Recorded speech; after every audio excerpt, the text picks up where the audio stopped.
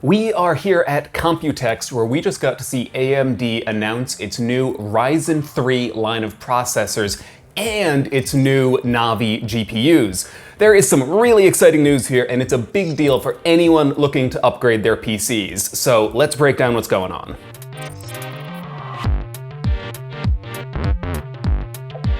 First off, one new feature here that didn't actually get a ton of airtime during AMD's keynote is that all of their new chips and their new graphics cards and their new motherboards are all going to support PCI Express 4.0. This is the technology that's used to connect the graphics card into the rest of the system, and it's increasingly used for storage as well. Previous PCI 3.0 is still super fast, but 4.0 doubles its speeds to around 2 gigabytes per second per lane, and most PCI devices use 2, 4, 8, or 16 lanes. Either way, this means way more room for graphics cards to push around pixels and much faster storage potentially on upcoming systems. It'll take a little while to see how this all pans out, but it could lead to a lot speedier computers in the near future. Now, speaking of graphics cards, one of the really big announcements here was AMD's RX 5700. Now, this is its first graphics card based on its new Navi GPUs. Now, going into this, we didn't actually know a ton about Navi. Some people had thought this might be a card still based on AMD's Graphics Core Next, or GCN architecture, that they've been using since 2012, while other folks thought this might be an entirely new design. And well, now we know. This is a new architecture that AMD is calling RDNA, which I think is both kind of a clever name and an obnoxious pun at the same time. Either way, this is an entirely new design. We don't know a ton about it yet, but AMD has really been designing it for efficiency.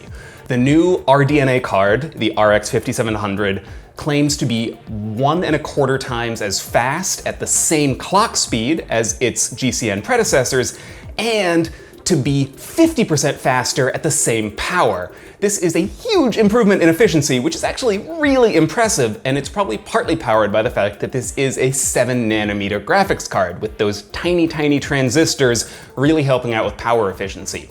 Now, it kind of makes sense that AMD has really been targeting efficiency with this card, considering the rumors that Navi was developed in partnership with PlayStation to power the PS5. AMD has proved that it can make efficient hardware in the past, with its mobile Vega 16 and Vega 20 GPUs being a great example. But at the really high end, GCN has always struggled in this domain, with the flagship Vega 7 drawing more than 300 watts of power, with its main competitor, the NVIDIA RTX 2080, using at least 50 watts less and being faster in a lot of cases. Now, with this new card, the RX 5700, AMD is targeting the mid-range. They definitely seem to be going head-to-head with the RTX 2070, and on stage at least, the 5700 was about 10% faster, though we don't really know what to make of that, considering it was a controlled on-stage demo. That card retails for about $480 to $550, so while we don't have pricing yet, expect it to come in somewhere in that range. We'll do a lot more testing once we get our hands on this new card, and we will let you know everything we can about the new RDNA architecture once we get a chance to dig into it. Now onto processors. Here on stage, AMD announced its new Ryzen 3 line. Now, if RDNA and Navi is looking to shape up the graphics market, then Ryzen 3 is looking to just blow up processors. Ryzen 3 is the third generation of AMD's Ryzen CPUs based on its Zen 2 architecture. This is a little confusing. It's the third CPU, Ryzen, but it's the second version of their Zen architecture. Ryzen 3, Zen 2, I didn't name it, but that's what we're working with here. With Zen 2, AMD is poised to actually be on top of the desktop computing world for maybe the first time in more than 15 years. These chips bring huge increases in everything from efficiency to speed to core counts. At the lower end, we have the new Ryzen 5 3600. This is a 6-core, 12-thread processor running at 3.6 gigahertz with a 4.2 gigahertz boost. Now, let me just repeat myself here. This is the low-end chip, and it is a 6-core processor that can hit more than 4 gigahertz in speed. and its price, it is retailing for $199. And if you want even more impressive stats, it does all this while using only 65 watts of power, which is frankly kind of incredible.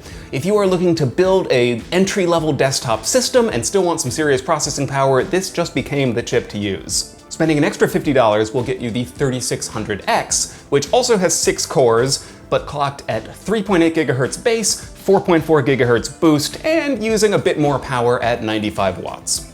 AMD's current desktop flagship is the incredibly popular 2700X. It is a 105-watt chip that has 8 cores, 16 threads. It runs at 3.7 GHz base and 4.3 GHz boost. Now, its replacement is the Ryzen 3700X, which keeps the same 8 cores and 16 threads, but drops the power down to, again, a mere 65 watts. It does this at a slightly slower base speed of 3.6 GHz, but a slightly higher boost of 4.4 GHz. The power savings alone here are pretty remarkable. Keeping almost the same speeds for 60% of the power is impressive, but beyond this we should also mention there have been some architecture improvements to Zen 2 that should speed things up here.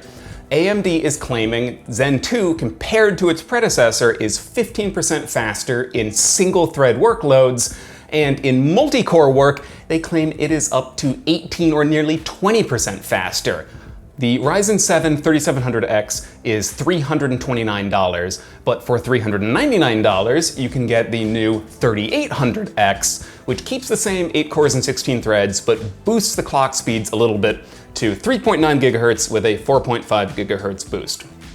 Honestly, in my experience with the 2700X, that was almost always able to run near its boost speed with sufficient cooling, even on long-term workloads, so I would probably skip spending the extra money here. But if you do need more performance, AMD does have something special in store.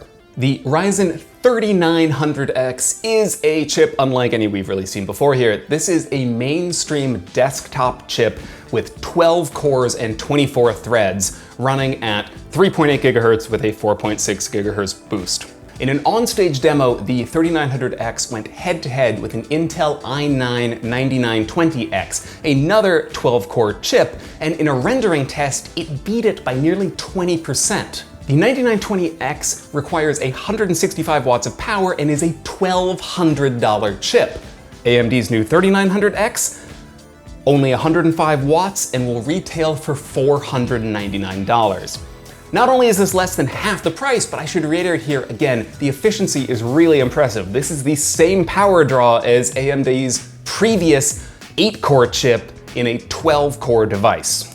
Now, of course, AMD is only going to show us demos where they excel, but so far I am really impressed with what we saw here today. Beyond being fast and efficient, all of the new chips combined with the new X570 motherboard chipset will also feature 40 PCI lanes, up from 24 on Ryzen 2. With multiple graphics cards and a lot of SSDs and drives hooked into PCI, bandwidth has become scarce, and more PCI lanes can only help if you are looking for really high-performance computing. All of these chips, from the new Ryzens to the new graphics card, will be available July 7th, 7/7 for 7nm chips, and we will do a lot more testing when we can get our hands on them. I especially want to look into these power numbers, because in the past, chip companies have been a little loose with those requirements, and I want to see if these are efficient as they've claimed. Either way, if you are looking for the highest performance computing possible, or even for a kind of cheap upgrade to a lot more cores or a faster system, this is a really exciting time, and this looks like a big year for AMD.